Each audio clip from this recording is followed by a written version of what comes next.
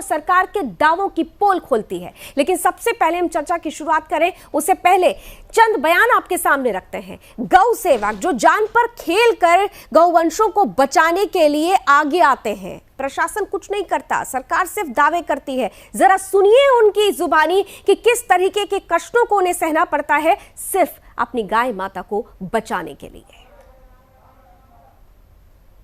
पता है पूरे देश में महामारी फैली हुई है, लेकिन ऐसे महामारी के बीच में भी तस्कर बेधड़क होके बेझिझक होके ऐसी तस्करी कर रही हैं, गौवंश का तस्करी करते आ रहे हैं। जैसा कि लगातार छत्तीसगढ़ में तस्करी पकड़ी जा रही है। दुर्ग संभाग में, बस्तर संभाग में भी पकड़ी गई है, चिल्फी घाटी में भी पकड़ी गई है, Madhya Pradesh border, Maharashtra border, Hyderabad border, हर जगह ये तस्करी पकड़ी जा रही है। गौ सेवकों द्वारा छोटी छोटी स्तर में तस्करी पकड़ रहे हैं, लेकिन छत्तीसगढ़ सरकार के कान में एक जू तक नहीं रेंग रही है।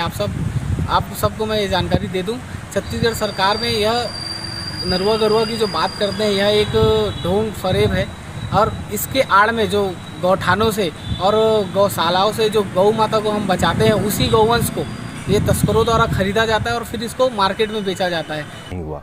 बड़ी विडंबना, तस्करों के पक्ष में पुलिस वाले लगातार, पुलिस जो स्थानीय पुलिस है उनका संरक्षण, उनको कानूनी रूप में फंसाने चाहते हैं, उनको कानून से संरक्षण देती। कई बार ऐसा आता है, बड़ी बहस करनी पड़ती थाने में, और गौवंश रखवाने के लिए में भी बड़ी मशक्कत करनी पड़ती, क्योंकि हर जो गौशाला लगातार भरा हुआ है और गौवंश रखने के लिए जगह नहीं है।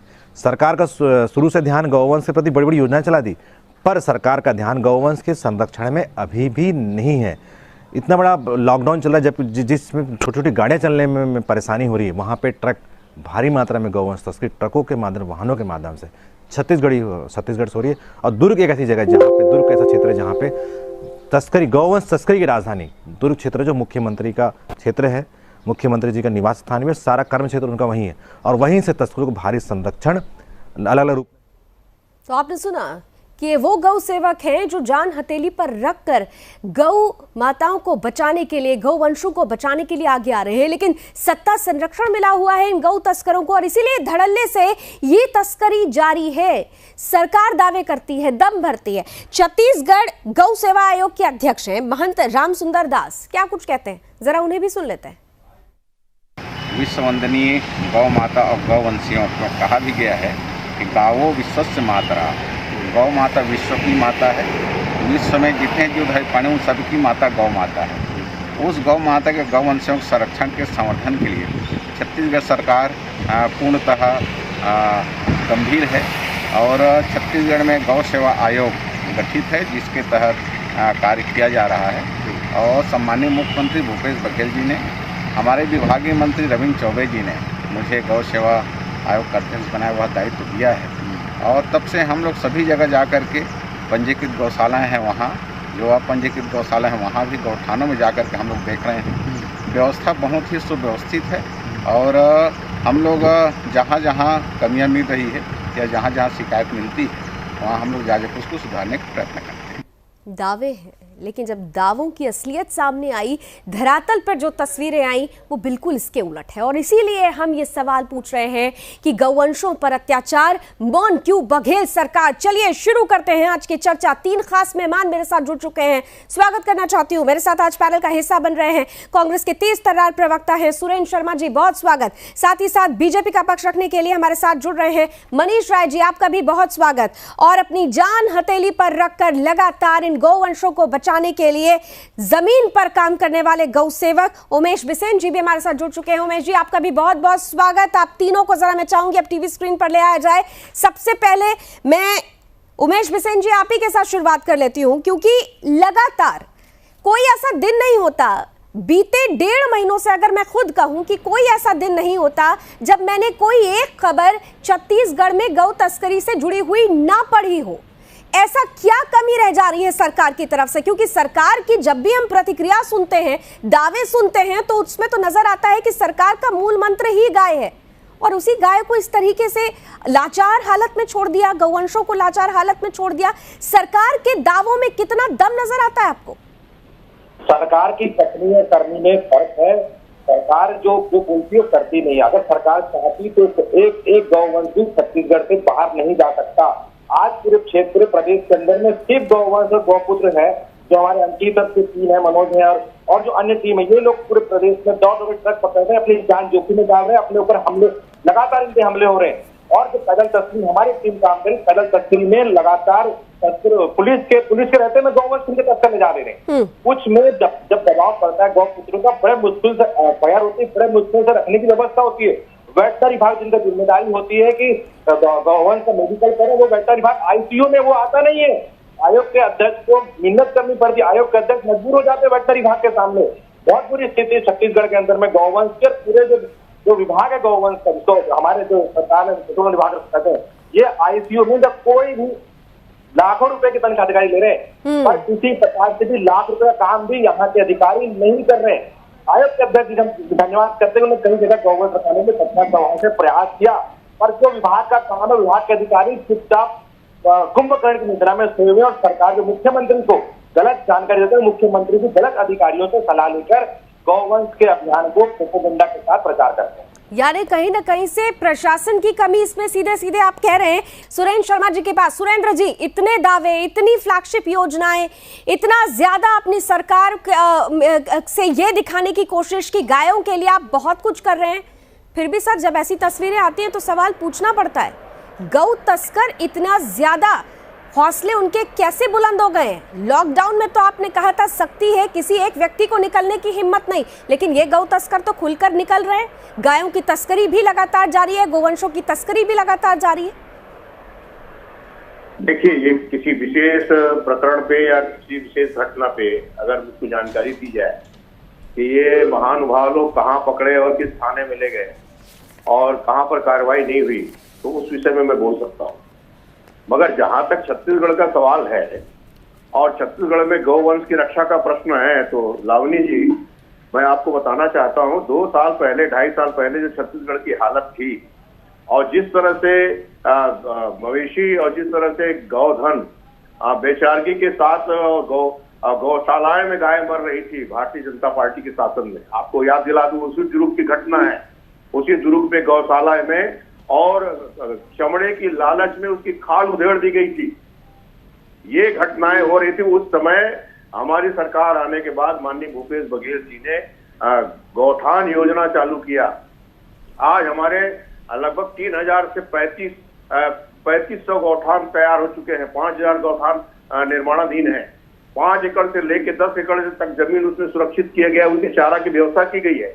और हिंदुस्तान में पहली सरकार होगी जो गोबर खरीदी करके गौधन की रक्षा करने का प्रयास कर रही है। सर, आरएसएस के लोगों ने आकर के माननीय मुख्यमंत्री का अभिनंदन किया था। भारतीय जनता पार्टी गाय, गंगा और गायत्री की बात करती है, न उससे गाय समझ रहा है, न गायत्री समझ रही है, गंगा समझ रही है। सुरेंद्र जी, पूरा 1 मिनट मैंने आपको दिया और बड़ी शांति से आपको सुना। आपने बड़े बड़े दावे किए ना, चंद आंकड़े इस वक्त हमारी टीवी स्क्रीन पर चल भी रहे हैं, ज्यादा दूर नहीं जाते। मैं कोई बीजेपी की स्पोक पर्सन नहीं हूं, मैं आपको बीजेपी का पक्ष रखने के लिए बीजेपी से मेहमान जुड़ेंगे अभी, लेकिन मैं आपको चंद आंकड़े इस वक्त जरा टीवी स्क्रीन पर अगर आप देख सके तो 1 हफ्ते का ये आंकड़ा आपके सामने रख रही हूँ। बलौद जिले में 80 गौधन पकड़े गए, दुर्ग जिले में 200 गौधन को बचाया गया, दुर्ग जिले में ही एक ट्रक में 32 गौधन को बचाया गया, बेमेतरा जिले में एक ट्रक से 34 गौधन मिले हैं, कवर्धा में भैंसों से भरा ट्रक पकड़ा गया, गरियाबाद में 75 गौधन बचाए गए, भिलाई अर्जुनी थाना में 32 गौधन बचाए गए, जिला कांकेर में 40 गौधन की तस्करी पकड़ी गई। और ये आंकड़े सर यहाँ खत्म नहीं होते, ये 1 हफ्ते के आंकड़े सिर्फ मैं आपके सामने लेके बैठी हुई हूँ।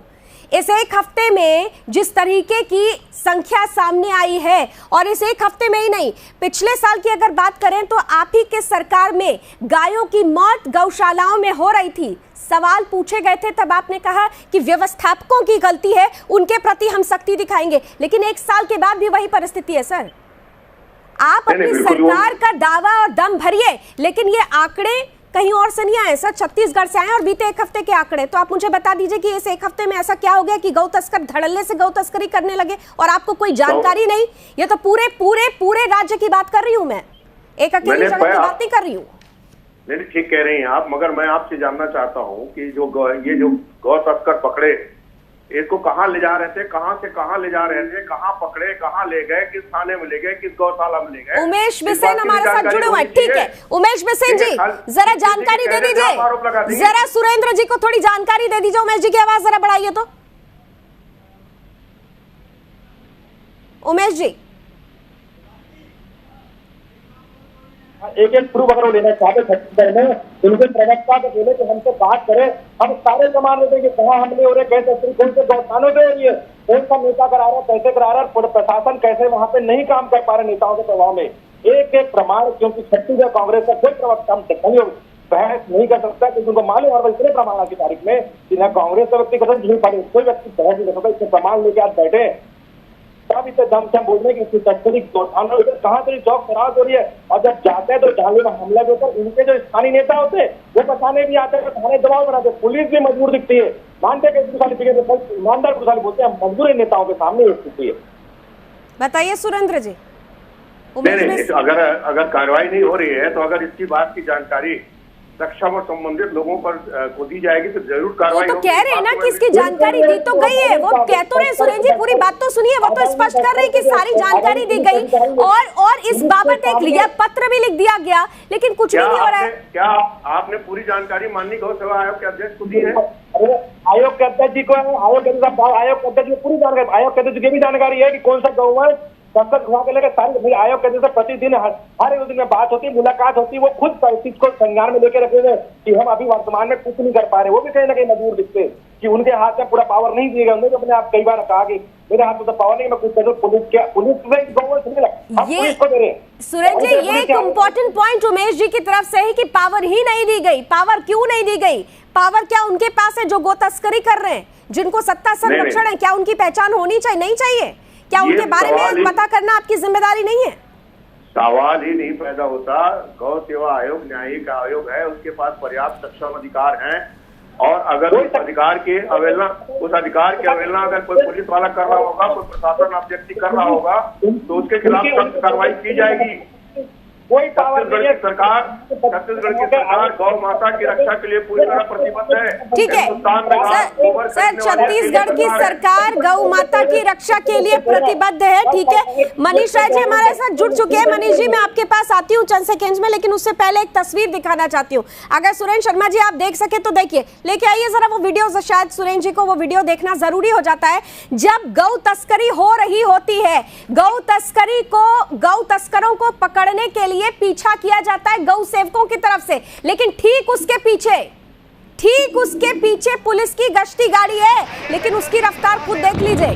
धड़ल्ले से गौ तस्करों की गाड़ी आगे की तरफ भागती है, गौ सेवक बाइक से उसका पीछा करते हैं, लेकिन गश्ती दल वहां पर मौजूद होने के बावजूद उनके चक्कों में वो रफ्तार नजर नहीं आती या रफ्तार को जानबूझकर रोका जाता है? सुरेंद्र शर्मा जी, ये बड़ा सवाल है। ये मैं आपको विजुअल नहीं देख पा रहा हूँ, और मगर मैं ये एक बात जरूर कहता हूँ, छत्तीसगढ़ में कानून का शासन है, न्याय का शासन है, और गौ रक्षा के लिए छत्तीसगढ़ का सरकार पूरी तरह से प्रतिबद्ध है। हमारे जो साथी गौ रक्षा करना चाहते हैं वो सरकार की मदद लें, सरकार उनके साथ है। अगर उनकी नीयत साफ है तो सरकार भी उनके साथ है। सर अंकित नाम के गौ सेवक हैं, उन्होंने अभी उनकी एक तस्वीर हमने टीवी स्क्रीन पर दिखाई, आप देख नहीं पा रहे, लेकिन हमारे दर्शक और हम देख पा रहे हैं।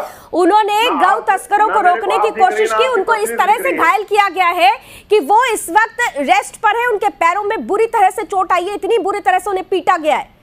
आप कह रहे हैं कि गौ सेवकों की सुनी जाती है। यहाँ पर उमेश बिसेन आपसे लगातार चिल्ला कर बोल रहे हैं कि जब वो प्रथाने में जाते हैं तो उन्हीं लोगों को पकड़ लिया जाता है, कोई सुनवाई नहीं होती, और आप कह रहे हैं कि गौ सेवकों के लिए, गौवंशों के लिए सब कुछ किया गया है। अगर सब कुछ किया गया है सर, तो सड़क पर, धरातल पर वो चीज नजर आनी चाहिए।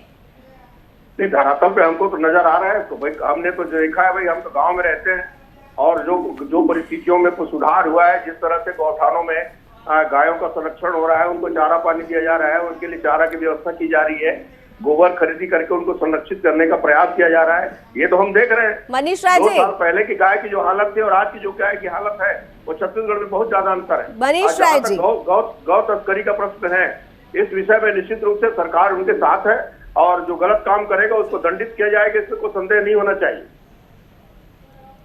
सर मैं आपकी पूरी बात बीते 20 मिनट से सुन रही हूँ, समझ रही हूँ, लेकिन इसलिए सहमति नहीं बन पा रही क्योंकि मैंने आपसे खुद कहा कि 1.5 महीने से तो मैंने अकेली ऐसी खबरें पढ़ी होगी जिसमें गौ तस्करी की बात है। कुछ लिस्ट का तो मैं ये कहिए फिर से दोहरा देती हूँ, कुछ नई लिस्ट भी मेरे हाथ में आ गई है, बताइए तो मैं बता देती हूँ आपको कि कितनी मात्रा में गौ तस्करी आई है।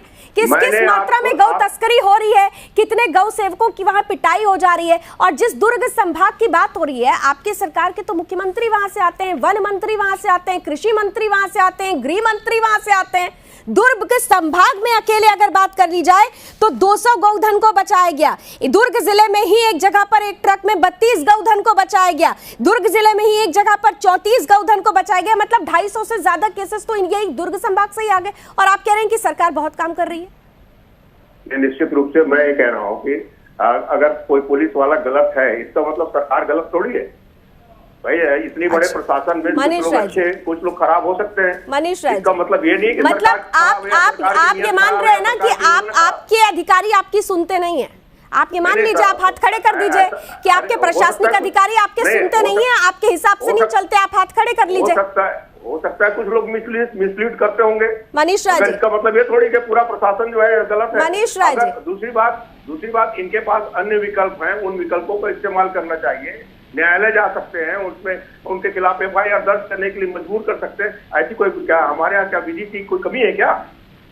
उमेश बिसेन कुछ कह रहे हैं, जरा उमेश जी को सुन लेते हैं। वो गौ सेवक है, उनको सुनना जरूरी है, फिर आते हैं मनीष जी के पास। उमेश जी की बात जरा सुन लेते हैं जल्दी से। उमेश जी क्या कह रहे हैं, आप बताइए।